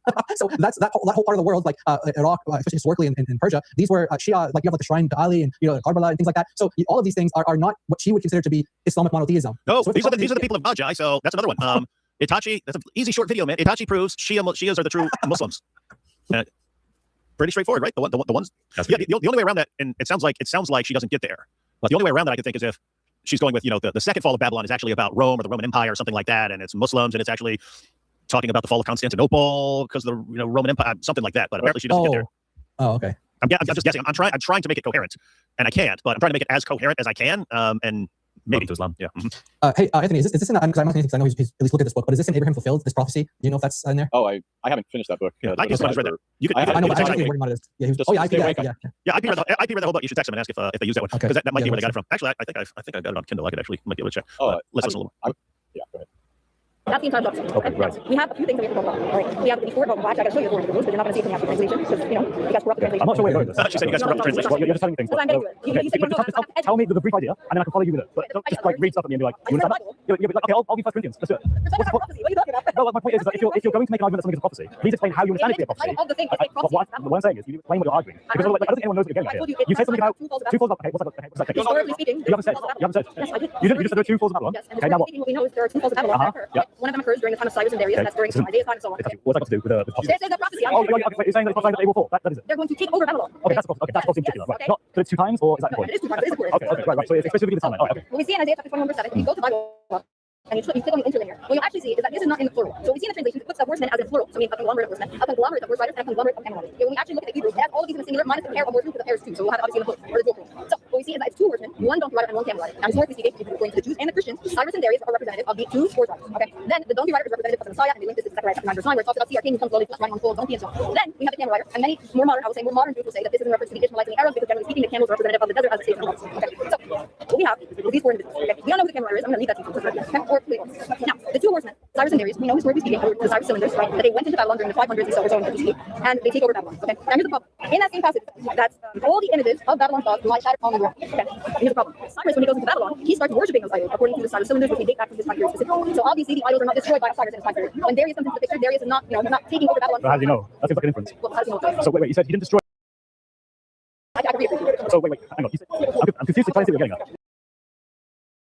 Wait, real quick. Do you see what I mean by she just goes into specific like technical stuff, but doesn't explain how any of it sort of relates back to anything else? Is anyone else getting that, or is it just me? Yeah, I mean, she's going in there and saying, okay, because it mentions multiple animals, therefore it's talking about different groups who are represented. So, yeah, the horse, that refers to Cyrus and Darius. The donkey, that refers to Jesus. And the camel, I'm guessing, is Muslims. And so, it's just weird stuff. And hey, Muslims, when the Quran says we find Muhammad mentioned in the Torah and the Gospel, you think this is what it's talking about? These kinds of like deranged gymnastics of then you have to go to this, then you have to go. Oh, and I have to say, if you're saying that this somehow refers to what Muslims do later or something like that, to be clear, this couldn't have possibly been what the Quran was referring to when it said we find Muhammad mentioned in our scriptures, right? Because this would be Muslims during the time of Muhammad who are supposedly finding Muhammad mentioned in our scriptures. It couldn't have possibly been about stuff in the future that we had no clue what was going to happen, right? So anyway, the point is this couldn't be what the Quran is even referring to there, but I don't know. But yeah, that's exactly what I say. It's just a mess. This is like trying to prove that actually you can argue that Muhammad is the Bible by not really talking about Muhammad, but talking about other things that have nothing to do with him and his status as a prophet, but to do with just Islam potentially, and maybe, like Jai said, not even in a good way. So how does this help her? It's so confusing to me. Yeah, like I mean, like if you say Muslim, that Muslims are part of the fulfillment of this prophecy. Okay, so Cyrus, right? Exactly. She said Cyrus is part of the fulfillment. What's that got to do with Cyrus's religion being true? Well, I mean, Chris, that would tie in if they want to say that dual Qarnayn is Cyrus because he's about Muslim. There you go. And that's why the Quran is a reliable source of prophecy. It's powerful stuff. Yeah, as we predicted, this does occur in Abraham Fulfilled. IP just texted me back and he said, "Yep, it does exist." So what they did was they opened up Abraham Fulfilled. They said, let's find one that's so dumb that no one has used yet against at Speaker's Corner, and we'll just roll with that one because no one's gonna be familiar with it. And we can just say, oh, and the scholars this, and no one's gonna be familiar with what we're talking about. So all right, good to know. Let's see. Also, one thing on this thing here that she's making a big deal about, like if you're a Bible hub, you're gonna see that this is singular. If anyone looks at this and you look at like multiple translations of this, you're gonna see that there's some difference in translation. Some understand it to be singular and some understand it to be a plurality. Why? Because this is a collective noun. It's like saying the word team is singular, but it constitutes multiple people. So the word used, rahav, which in modern Hebrew just means like a vehicle, but back then it meant like a chariot. Or what's interesting is that this word also, so the word khaf is also kaf. So if you say like, you might sound, if I say it with like a case, you might recognize what it sounds like. You say rakab, you might be like, oh, it doesn't sound like yarkabun. It's related to that word to ride. So the word, the actual cognate of this is the proof. Yeah, actual word in Arabic. Muhammad was the camel because they rode him. Yeah, and he's from the desert and he got rode by the men of Al-Zut. So Muhammad is prophesied as a camel. It just means, like a caravan, which doesn't necessitate one person riding it or something like that. So you do have like some terms of rider, or some say chariot, but if you see the word used, it's in Psalm chapter 68. Just want to make sure I get the right verse. Verse 17. Psalm 68, verse 17. It says the rechev of God are tens of thousands, like this myriads. So this is, yes, it's a singular, true, but that can be a plurality as well because of linguistically the collective noun. Like a gang. Gang is singular, but it's like consists of multiple people, right? So anyway, this whole point that she's making, which funny enough, this is the cognate word that's used in Muhammad getting ridden, and so there's some connection there. It doesn't prove her point, and that's why like you do have like a Septuagint, for example, that will make it like singular, like a singular donkey rider, singular camel rider. But there's other translations like in the Targum, for example, or just other understandings based on the Hebrew itself. You'll see that it's a plurality. So that also messes up her argument too, because although I think she claims to be like a Hebrew expert or something, Chris, if I'm not mistaken, but actually the Hebrew doesn't actually make it doesn't make it clear in Hebrew, doesn't make it any more specific as to what is singular or plural, because you have Jewish tradition and Christian scholars who render it both ways because the Hebrew is not entirely clear there as to what's being referred to or how many are being referred to. Jai, you said that they render it both ways, but Muhammad went both ways, so this is further proof, and he was a camel who got rode by the men of Al-Zut. I think the video Itachi proves Muhammad was ridden by the men of Al-Zut. He was their little camel boy. They said, yeah, you're a camel boy. Hey, Anthony, you familiar with this? Marion says, I haven't heard this before. Marion said, I don't know how true this is, but I've heard that the exclamation point wasn't invented yet when people wrote the Bible. So wherever we would write an exclamation point, they would repeat a word instead. You ever heard that? I haven't heard it put this way, but I mean, that would be a view of many people that repetition is a way of emphasizing or highlighting or something like that. And you even have, so for example, think of Joseph's dreams. Joseph gets more than one dream. And then he says, the reason for this is because God is saying this is certain. Because you can have God saying something's going to happen contingent on this, right? Like if you don't repent, this is going to happen. But if you repent, I won't do that. But then there's this happening no matter what. And that's like a big exclamation point on it. Yeah. And so, repetition would be one way of doing that. You can, this is really happening, right? All right, let's see. Okay, so Cyrus came in and destroyed Babylon, right? And then he gave praise to their idols. Okay, that's important because in that passage in Isaiah, it says all the images of its gods lie shattered on the ground, meaning the idols have to be destroyed. Okay. So you're saying that didn't happen? Yeah, it didn't happen during Cyrus' time. So, but you're interpreting that to be, in order for it to be that, it has to be all of them. Right. So not that he's just destroyed a lot of them and no, idolatry has to be gone. Right? That's how this language is used all over the Bible where it doesn't. It's just like the stuff where, and I think Chris is already on the trail of this, right? I can tell by what he's saying, but like when I talk about people going in and wiping the whole group out, they don't necessarily wipe them all out. But when God destroyed Egypt, he pummeled it with plagues and then took Israel out. In Exodus 12, it says that he's doing battle with their gods. He's defeating their gods. But they continued believing in those gods. Yeah. Yeah, that's by the way, that's the interpretation that I've seen about Isaiah 21 with the your idols are in pieces. It's like your gods have been wrecked. Your gods have been wrecked because they're supposed to be protecting you and keeping you in power and stuff like this, and they just got wrecked. It doesn't have to mean like actual pieces of idols on the floor. But guess what? I'm willing to grant wherever she wants to go. I'm willing to grant it that okay, Cyrus wasn't the true fulfillment of that. Where are you going? Show us that Muslims are the true fulfillment, and then show us that therefore this means that they're not just another group of pagans who are God's instruments of judgment on other pagans. This actually means these are the people of God, and it's not talking about Shias. Yeah, Okay. we don't really think in these terms today. I mean, maybe some do, but you think of like a nation being defeated, like okay, their God couldn't save them. That's how they fell. That's how they were defeated. Your God couldn't save you. And later on in Isaiah, the symbolism or whatever you want to call it, or the language being used is explained. I'm just pulling up Isaiah 46 right now, and it says, Bel bows down, Nebo stoops. Their idols were on the beasts and on the cattle. Your carriages were heavily loaded, a burden to the very beasts. So it's like your gods couldn't save you. This is how they were defeated. This is how they were destroyed. It's not saying that Cyrus is going to become like this, monotheistic prophet that everyone needs to follow or something. Like this is Anyway, so it's just there's so much being read into something that is not about Muhammad at all. But like we're pointing out, even if it were to be about Muhammad, it doesn't prove anything about Islam. It doesn't prove anything about Islam at all. So that's just wanted to say that. So just to repeat, guys, the Bible does use language like this where you don't have to have actual pieces of idols on the ground. It's talking about your gods, they're garbage. They're garbage now. They've been exposed. They couldn't do anything. They couldn't do anything to stop God, the real God's plans. But again, I'm willing to go ahead and grant extremely literal interpretation. The idols have to be crushed. So she's got to show that Islam did that, and that it's saying that these are true people of God with the true religion, and it better not refer to Shias taking over, something like that.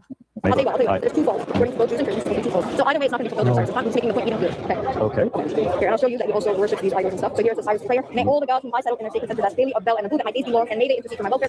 Here she's showing what? That Cyrus? Yeah, Cyrus is pretty laid back. Cyrus is okay with anyone's religious beliefs as long as they're paying their tribute money and they know who's in charge.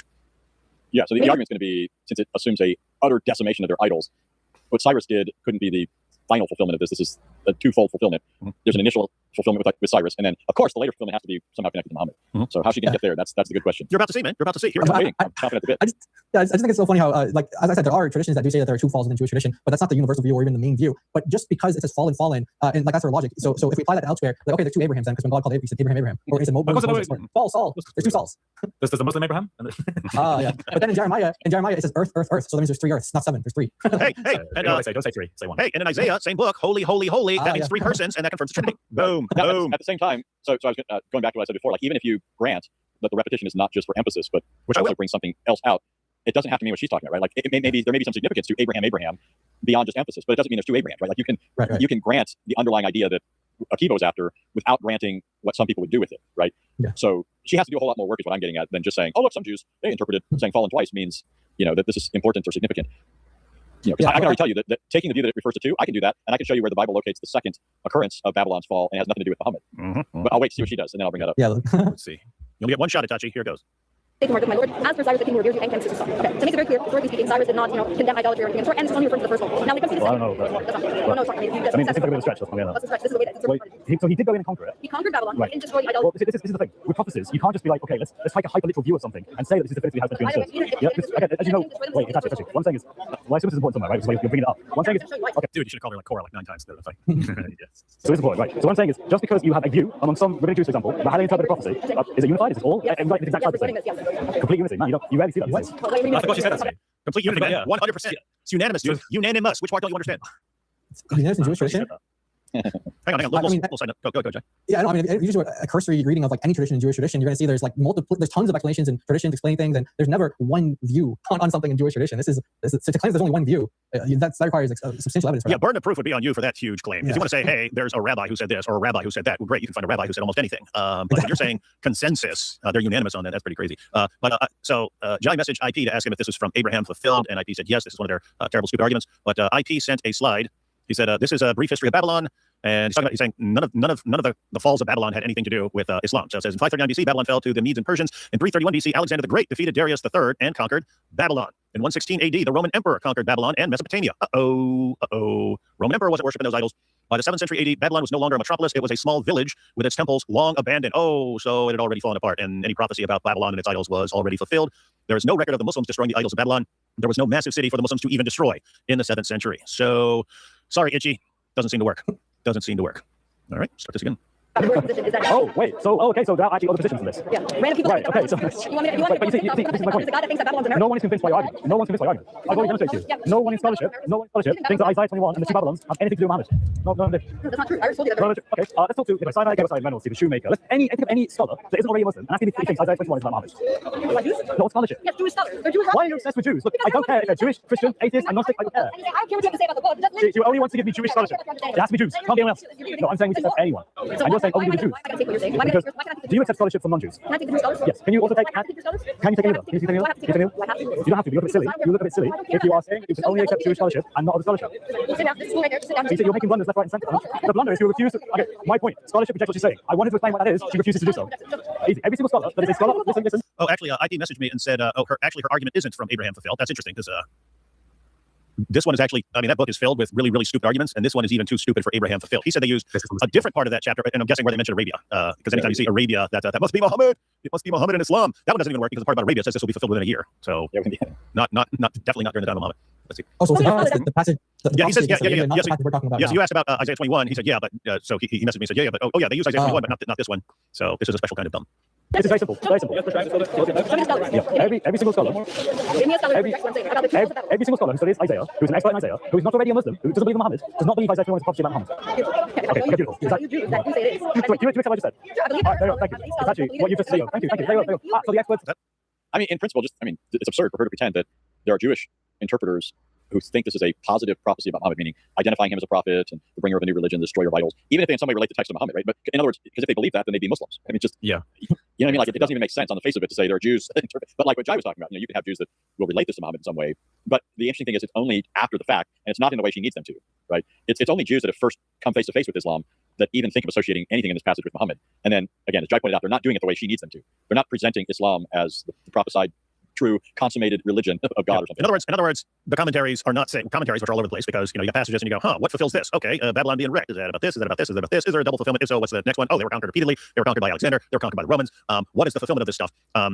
What she would need if she's appealing to scholarship. Now, guess what? You could say scholars are wrong. This is just what the text means. But if you're appealing to scholarship, what you would need from scholarship is, yeah, this is about Muhammad and the true people of God, the Muslims, conquering Babylon and destroying the idols. Something like that. But she's about to give that. She's about to give that powerful proof. Oh wait, just one thing though, because just tying on to what Anthony said there, how like sometimes like after the fact they'll kind of be playful with the text and they'll point out things like what's happening in their day and how there's some fulfillment of that. One of the funny ones is in Daniel, Ibn Ezra actually talks about the black stone and how it's idolatry, and he links it to passages in Daniel how they're fulfilling some sort of idolatry with the black stone, and also the throwing this. I can't remember the exact details, but there's some pagan god that you would you'd throw stones, you'd worship with stones, and so when Muslims are throwing the 3 stones at Satan, he linked it to a particular pagan practice, and so he's saying there's some fulfillment of something in Daniel, but it's because he sees this is clear idolatry. But Muslims would see that like her, and they're like, oh well, you have Ibn Ezra here, famous medieval Jewish scholar who's talking about Islam being prophesied in Daniel. It's like, yeah, calling you idolaters, and I was like interested to see like what the different Jewish scholars had to say when she brought this up. So she's like, well, name a Jewish scholar who's going into the idea that there's about, that there's 2 falls of Babylon, and you just go there's a whole list of them who say that the devil emphasis on fallen is just like intensification, or there's gonna be completed thing here. So the whole passage is it's in verse 9, right, and it says, and look, here comes what is this, the New King James? This is New King James, okay. And look, here comes a chariot of men with a pair of horsemen. Then he answered and said, Babylon is fallen, and all the carved images of her gods he has broken to the ground. Okay, so that's what so if we don't see, Muslims breaking idols on the ground, like I think what IP Sly was pointing out there, then according to her, there's not an exact fulfillment of this, according to her, so I want to see that. You understand it, but you do. Yes, because they refute their understanding of this. So wait, the consensus about people who study it for a living are wrong, but YouTubers online have got a correct view of it. That's terrible. That's absolutely terrible. So I do a great job. I think she's doing really well. I think she's doing well. She doesn't give me them. Right, scholars. For some reason, which is weirdly exclusively Jews now. Why? Wait, you know that people can study Isaiah. Did she just say this is from Moses? Wait, did you just say this is from Moses? Did she? Hang on. That's really cool. She did. Hang on. Yeah. She doesn't give me them. Right, scholars. For some reason, which is weirdly exclusively Jews now. Why? She just said it. Yeah. She just said, do they not hold that this is something from Moses? So I guess that's why they consider the whole Testament, the Torah. She thinks Moses wrote the entire Old Testament. You see, now you have a serious problem. Yeah. I was going to say. Go ahead. I was just going to say. So it reminds me of this meme where it's like these 2 British guys are walking by each other and they bump shoulders, like, I'm sorry. Exchanging I'm sorry. But yeah, if you're going to say that like all this additional stuff in the Tanakh also was given to Moses, then you have a really interesting challenge ahead in terms of reconciling scholarship with the date ranges of Moses. And I don't know how on earth they would do that. They would basically just have to say, well, we don't accept any of it, really, which is quite radical, I think. But it's something to keep in mind. So the point that I was going to make is she's playing a bit of a game here, bait and switch. I don't know if she's self-consciously doing this or just ignorantly foolishly falling into this. But she's talking about being able to give you Jews who say this, what she's saying, and then she says they're the ones who gave us this text. There's absolutely no Jew she's going to quote prior to the time of Muhammad. But that's the Jews that she would have to quote in order to say they're the ones who gave us this. In other words, they gave us the text, so they have the inside scoop on what it means. But she's necessarily going to be quoting medieval rabbis. I mean, there's just no question about it. No pre-Muhammadan Jew said this passage was about a Mohammedan camel driver or something like that. It's not there. So you're talking exclusively about medieval Jews, and they're not the ones who per se gave us the text. And we have the text independently. I mean, we do have the Masoretic text being handed down by Masoretes, but I can assure you, you're not going to go find David Ben Asher talking about Muhammad in Isaiah 21. That doesn't exist. But you'll get Maimonides in medieval Islamic Spain, who's face to face with Muslims saying something. But anyway. Yeah, I mean, some of the interesting commentaries, they're like, oh, the reason why it mentions donkey and a camel is because the leaders were under siege, they were under attack, so they couldn't get on horses because they just had to do anything they could to escape. So they just grabbed a donkey or they grabbed a camel, whatever they could to travel with. So their views are all over the place in terms of what this means in Jewish tradition. But like we've been pointing out over and over again, even if this is about Muslims conquering Babylon, it doesn't just what follows from that. Does it follow that Islam is true? Does it follow the Quran? How do you get from this to this?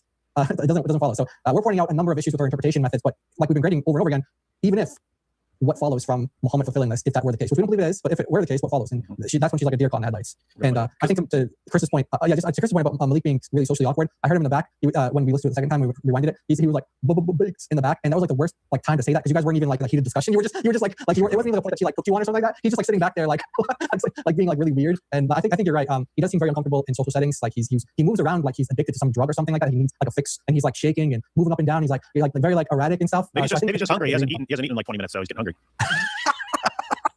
Oh, by the way, did you see? He's very sensitive about his weight. He did a response to you on X, and he's very sensitive. Malik, you shouldn't let us know you're sensitive about your weight, man. Yeah, dude, bad mistake, dude. Poker face. Never, ever let me know what you're sensitive about. Come on, just let us know. Here's the funny thing, okay? So you pointed out, you started the stream there by showing Muslims who are going after Itachi, who's the new Korah, and you started the stream by showing those multiple Muslim posts doing that. So the first thing that Itachi's manager does is not defend her against these accusations, but defend his weight. Yep. So the thing that really matters for most. That reminds me of someone else. Who shall remain nameless. Let's just say his nickname is Shushu. So it'll be like, hey Shushu, you lied about this person. You violated all these commands in the Bible, and you called this guy fat when you're bigger than him. What's going on? Oh my goodness, let me. How dare you call me fat? Wait, what? Islam breeds this. Right? Islam breeds this, right? So I've always thought it was interesting. If you were to ask a Christian about their attitude towards being a Christian, they would say something like, "I'm grateful, and I'm grateful that God loved me, Christ saved me," that sort of thing. You ask a Muslim, what do they normally say? They say, "We're proud to be Muslims." Right? That's a normal expression. I hear it all the time from Muslims. Like this for them is a point of pride. And I'm not saying they should be ashamed of their religion, but it's weird to me that this is the normal go-to way of thinking of it, right? Like I think of myself as undeserving, and I'm grateful. I don't first of all think I am proud to be. It's just a weird thing. Well, it's fitting to me that you have these people like Malik and so forth constantly concerned about their weight and these other things. On the other hand, I'm not saying everybody has to be like this, but I find it funny when people say, there was somebody in the chat just a moment ago, he said, "Does Anthony have a studio under a bridge?" When I was laughing earlier, I wasn't laughing at what David said, I was laughing at what the person said in the chat, because I thought it was pretty hilarious. So he's basically saying I look like some homeless dude, right? but here's Malik, overly sensitive about the way he looks, and just like Shushu, right? Which is a telltale sign of where their religious mindset is. Hey, look at this one. David Izashi here makes a good point. Hey, if Mary existed in the time of Jesus, then Moses, her brother, also existed. Then you see, no wonder Moses wrote the entirety of the Old Testament. This could actually be their new position, and this may be Itachi's position. Hey, Anthony, remember the story of the burning bush? God says Moses. He says Moses twice. This proves that there will be two Moseses. Maybe there's the original Moses and he reveals the Torah, but then there's another Moses who's the brother of Mary, and he's the one who revealed. Maybe he's the one. Maybe the entire Old Testament was lost, and he's the one who put it all back together. So he's the new Moses. So Moses did write Isaiah. You know what's crazy, guys? Based on how she doubled down when she was like completely clueless and obviously wrong in the Islamic dilemma debate, I think she might go with that. I think she might say, yeah, prove that's not true. Prove it's not true. Crazy stuff, man. Hey, wait, the Lord says, "I am that I am." So he repeats, "I am" twice. Mm-hmm. Good point. Right? People can study Isaiah. I like Jewish. He argued earlier about oral tradition, and now all of a sudden It's all right. She's doing great. Real quick. Yeah, it's real quick. You can see what's going on, but basically they're all getting agitated with the fact that I'm being like quite dismissive about what she's saying, because what she's saying isn't like reliable or valuable in any way. So they're just jumping in and trying to help out, but it's not going too well for them. Yeah, they can see she's not doing well, and she's not convincing you or the crowd. They're probably told her about this argument, and they were like, you know what, she's not doing what we told her to do, and or she's doing what any of them can do. Yeah. What I imagine happens is they probably told her like, here's the argument, here's what you want to do. He might say this, so say this. But of course I don't know that much, so I never say the thing that I'm supposed to say. So she goes on this like script that doesn't make any sense to anyone listening, because it just doesn't like arrive anywhere. So that's what I think. Anyway. So I'm not in the loop. Why is she even the front person here? I'm not saying there's anything wrong with her talking, but why isn't Malik doing his part? Right? Why is he talking? Malik sucks. Malik sucks. He knows he sucks. So she. Yeah. So Malik came up with this brilliant idea that he'd be like the Dawa manager for Libiano and for Korah and Itachi and Maki and stuff, but he only gets people under his control by having dirt on them, right? By having dirt on them. And I think he's realized that the guys are willing to break off more, right? The guys are more willing to break away from him, knowing that he's going to like expose them and expose their stuff, like he did with the Warner, like he did with Libiano and stuff. They're more willing to face the music about things they've done than to be under his control. Whereas the ladies, when he's got pictures of them and so on, and knows about their sexual history and stuff like that, and how many guys they've been with on TikTok and so on, it's more difficult for the ladies to to part ways with him. So his view was he would maintain complete control over the ladies and he'll be their manager. So it was supposed to be he was going to go to Speaker's Corner. This was planned for the past couple months, but he was supposedly going to go to Speaker's Corner with Cora and Itachi, and they're just going to take over the place. Problem was, Cora realized, I just can't stay under this dude's control. Yes, he's going to trash me. Yes, he's going to talk about my pictures. Yes, he's going to talk about my, in his words, 100 different boyfriends and stuff that I've had. But this guy stinks so bad, I just can't be around him anymore. I vomit. And so she broke off anyway. So he's kind of stuck with Itachi and Mackie. And Mackie's like the dumbest of the dumb, like beyond dumb. And so he's kind of stuck with her at this point, and he went through with the plan, and it's just not working at all. And don't forget, part of the original plan was to also bring Libiano, and that the women were only supposed to debate women. That was part of the plan. Oh, yeah. Yeah, So, I kept saying to Chris, like, are there any females here? because that was the original plan. That, like, females can only debate females, and then Libiano and Malik were supposed to, or whatever. I guess Libiano and Malik was going to be like, or like, be like that weird guy in the crowd, just like the heckler or whatever. So it was. I mean, it's not a terrible plan when you were going to have Libiano and Cora and Itachi, and so you've got a group that you're showing up with, and then these fifth tier people like Apex and so on. The problem is Malik makes a plan, and then by the time it's time to go through with the plan, 2 out of the 3 people he was banking on want nothing to do with him anymore. So man, that guy fails at everything. All he does is fail. Yeah. There we go.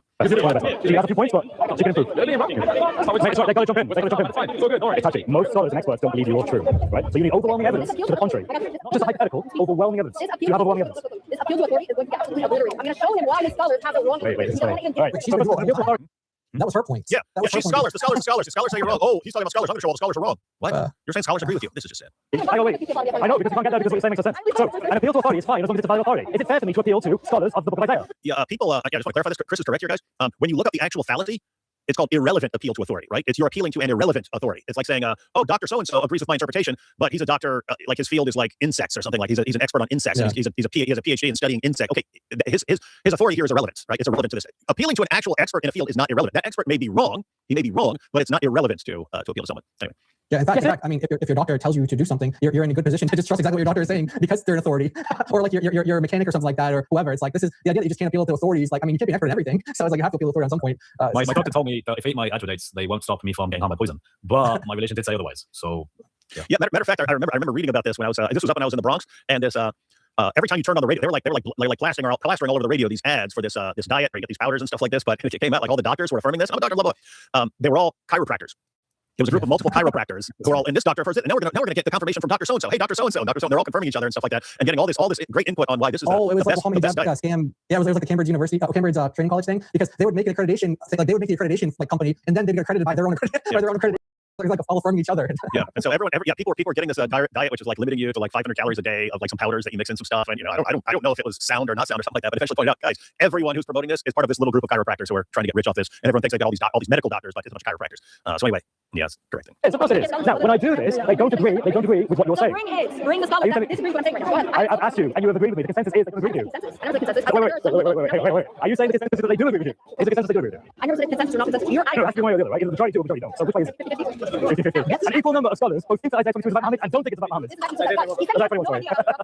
Well, I'm appealing to scholarship. She's appealing to nothing. You've already in it on camera. You've already in it. The most scholars do not accept this. Which one do you name one? Why do I need to? Let me think about this. This is just insane. She's already acknowledged that scholars are against her on this. She brings up an insane argument, so insane that it's not even an Abraham fulfilled. This argument is designed so that no one has ever heard of it before. And then what do the scholars say about this? As if you just standing at Speaker's Corner would have a list of scholarly interpretations of Isaiah 21. Well, he's taking her word because she actually said that earlier on, and now she's contradicting herself. Because remember what she said was, she said, I'm going to quote your scholars and then refute them. What I absolutely love is I love her ability to think on the spot and just not like analyze it. Like think, is this actually a good thing to say? She'll just say it. Just like, can it be 50-50? No, that seems to be the training for these ladies of Dawa and the TikTok crowd. It's just keep talking. It doesn't matter. Just sound confident and just keep rattling stuff off. It doesn't matter. You can contradict yourself 5,000 times. You can be all over the place. It can make absolutely no sense. There are enough complete idiots out there, the products of 40 generations of first cousin marriage, who can't understand anything anyone's saying. Focus on impressing them, and then you get a kind of mob group agreeing with you. Here we go. So you reject what I'm saying? Can I be my scholar that says it? Do you reject what I'm saying? Notice, I answered her question. She doesn't reject what I'm saying. So she does agree with me. So the majority consensus does not hold with you and thinks that Isaiah 21 is not a prophecy about Muhammad. Thank you, gentlemen. This is good. I'm going to refute the Jewish and Christian understanding. Is that not what I said? Is that not what I said, everybody? I said I'm going to refute the Jewish and Christian understanding. No, I'm saying, I got it. In saying that, she's admitting that they don't agree with her, and then they're like making fun of her for saying, "How do you know the scholars don't agree with me?" Because you're saying over and over again that you're going to refute them, which means they don't agree with you. Like you said, David. Who are you refuting if they agree with you? Who are you refuting if everyone agrees with you? Yeah. You're saying you're going to refute the Jews and the Christians, and then when he says, "Okay, so Jews and Christians don't agree with you," prove it, prove it. This is weird stuff, man. I'm an expert. I'm an expert. I'm a book about it. I'm an expert at this topic. But are you an expert at this topic? The audience wants to talk about it. Do you know Hebrew? Now she doesn't want to talk to me. Do you know Hebrew? That's amazing. I know Hebrew. Do you know Hebrew? Do you know Hebrew? Do you know Hebrew? Now she doesn't want to talk to me. Do you know Hebrew? On this passage. Do you know Hebrew? He said, "You know Hebrew," and she said, "On this passage, I do." That's weird to be an expert on Hebrew on one passage, but not in anything else. I mean, if all you're saying is I know what a word is in Hebrew or a handful of words, That's not an expert in Hebrew. You don't know Hebrew, right? You don't know, and you can't know what's going on in this passage in the sense of knowing Hebrew without having an ability then to read other passages, like not involving grammar and syntax and all that. Exactly. That's crazy. Yeah. Yeah. By those standards, I know about 30 languages, just so you guys know. By those standards, because I can give you some words from all those different languages. Yeah. Hey, I know words. I know words like Muhammad and stuff like that. I'm an expert in Arabic, at least on that passage. At least on that page. Wait, Johnny, I know Arabic just as well as you do now. Wow. Yeah, darn right. Yarkaboon, baby. Yarkaboon. All right, so this is all good. She's an expert in Hebrew on this passage, by which she means Malik and the rest of the TikTok Dawa dorks put together a document for her, and they said, "Oh, and when Chris brings this up, then say the Hebrew for this means this," and that's enough for her to declare herself an expert in the Hebrew of Isaiah 21 specifically. This is all good to know, man. Dawa 2026, doing a bang up job here. Can you read the Hebrew letters again? Yeah, the Hebrew letters from there. So now that we've established that Taki is the expert in Hebrew, What you do is just say, "Hey, what name the Hebrew letters?" basically I said, can you name the Hebrew letters of the alphabet? And she just went, and then said something like, that's not relevant to Isaiah. And I said, but there are Hebrew letters in the book of Isaiah, or something like that. But yeah, it's just really silly. Just yeah, she kind of let's play it back. Let's see if we can. Because she tries to say something in Hebrew, and pretty sure she does it incorrectly. But I gotta hear it again. She does actually, yeah. So she doesn't know the letters of the alphabet, but nevertheless she is an expert on the Hebrew of Isaiah 20. Good to know. Good to know. Those you put Isaiah to an expert level. Is what you said. You want me to talk to cameras? You don't have to. If you humble yourself, you'll look at something. Wait, I don't hear the Hebrew she tries to say. She tries to say some Hebrew. It's just like. Not sure how. I'll start playing it. Tell me if I need to go back further. So now that we've established that Taki is the expert in Hebrew, does she know more? Yeah, more. When I ask her, are you an expert, basically? Okay, can you read the Hebrew letters again? Yeah. No, it's it. Just a tiny bit more. Yeah. I went back. I'm an expert. I'm an expert. I wrote a book about it. I'm an expert at this topic. But are you an expert at this topic? The audience wants to talk about it. Do you know Hebrew? Now she doesn't want to talk to me. Do you know Hebrew? That's amazing. I know Hebrew. Do you know Hebrew? Do you know Hebrew? The audience wants to talk about Do you know it. Hebrew? Now she doesn't want to talk to me. Do you know Hebrew? Do you know Hebrew? Can you read the Hebrew letters again? Yeah. Just do Hebrew letters from there. Capital N is in the city. There you go. So now that That's what. So someone gave her